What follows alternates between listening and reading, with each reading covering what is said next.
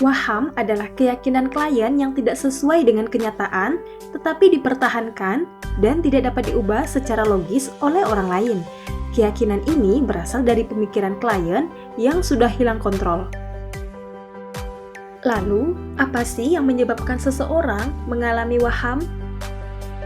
Ada beberapa faktor yang memengaruhi seseorang mengalami waham. Yang pertama, faktor predisposisi terdiri dari faktor biologis di mana seseorang yang memiliki anggota keluarga yang dimanifestasikan dengan gangguan waham akan memiliki peluang besar mengalami hal yang sama jika dibandingkan dengan populasi umum. Selanjutnya, pada faktor psikologis, gagalnya melalui tahapan perkembangan karena adanya konflik dalam keluarga, perasaan kesepian, dijauhi, atau ditolak oleh orang lain. Dan selanjutnya, faktor sosiokultural yang dianggap terlibat dalam proses terjadinya waham adalah status sosial, umur, pendidikan, agama, dan kondisi politik. Selanjutnya, pada faktor presipitasi terdiri dari faktor biologis, di mana klien yang mengalami waham karena riwayat pernah mengalami gangguan jiwa sebelumnya, riwayat mengalami penyakit kronis, riwayat mengalami trauma kepala atau jatuh, dan riwayat menggunakan narkotika dan herediter. Selanjutnya, pada faktor psikologis, di mana klien memiliki pengalaman yang tidak menyenangkan dan konsep diri yang terganggu. Dan pada faktor sosiokultural, di mana pendidikan, pekerjaan, status pernikahan, pola asuh dan komunikasi dalam keluarga, kegiatan sosial masyarakat, dan kegiatan spiritual yang menjadi faktor sosiokultural dengan kejadian waham. Apa benar ya waham itu ternyata banyak jenisnya? Berikut klasifikasi waham. Yang pertama, waham curiga, keyakinan pasien yang merasa sedang diserang, ditipu, disiksa, dan diganggu komplotan. Yang kedua, waham referensi, di mana keyakinan dari pasien yang merasa bahwa ia sedang dibicarakan oleh orang lain. Ketiga, waham kebesaran, keyakinan pasien bahwa memiliki kepentingan, kemampuan, kekuatan, dan memiliki hubungan dengan dewa atau orang terkenal. Yang keempat, waham ketidakberhargaan, di mana pasien biasanya sering ditemukan pada penyakit depresi dan sering disebut waham depresi. Klasifikasi waham selanjutnya ada waham nihilistik, di mana keyakinan pasien bahwa dirinya atau orang lain sudah tidak ada lagi di dunia ini atau meninggal, keyakinan bahwa karirnya sudah berakhir.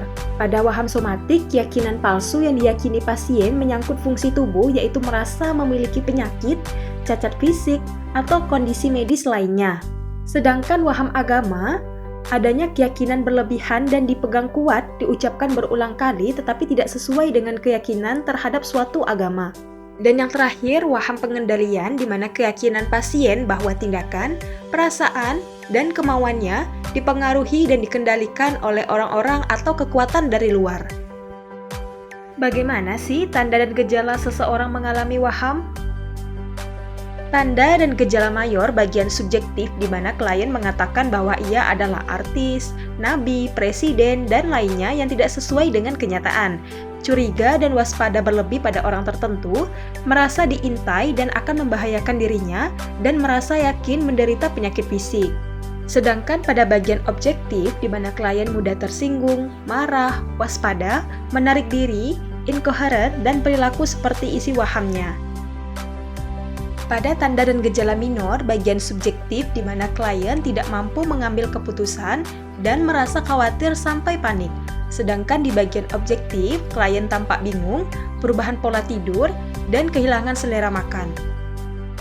Lalu, kondisi klinis seperti apa yang dapat muncul pada seseorang yang mengalami waham? Ada beberapa kondisi klinis yang dapat muncul. Yang pertama, skizofrenia, kedua, gangguan bipolar, ketiga, obsessive compulsive disorder, dan yang keempat, epilepsi.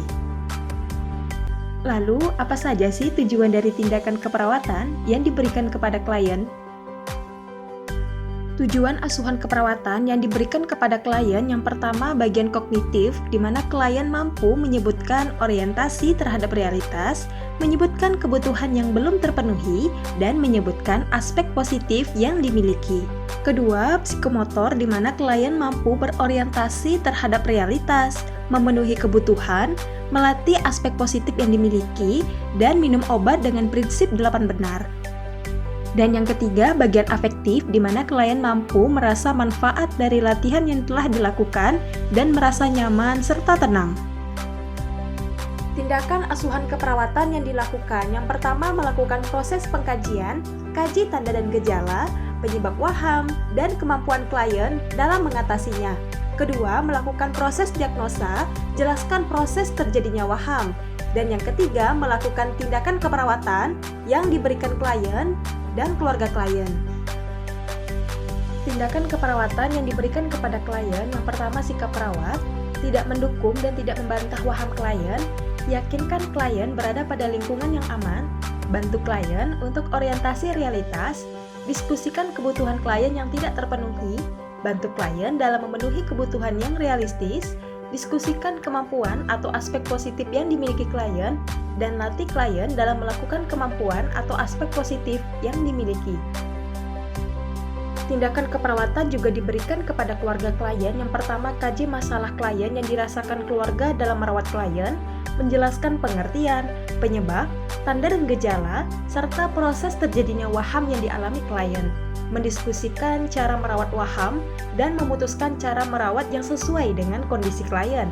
Melatih keluarga cara merawat klien yang mengalami waham, melibatkan seluruh anggota keluarga dalam membimbing, serta menjelaskan tanda dan gejala yang membutuhkan rujukan segera, serta melakukan tindakan follow up ke pelayanan kesehatan secara teratur.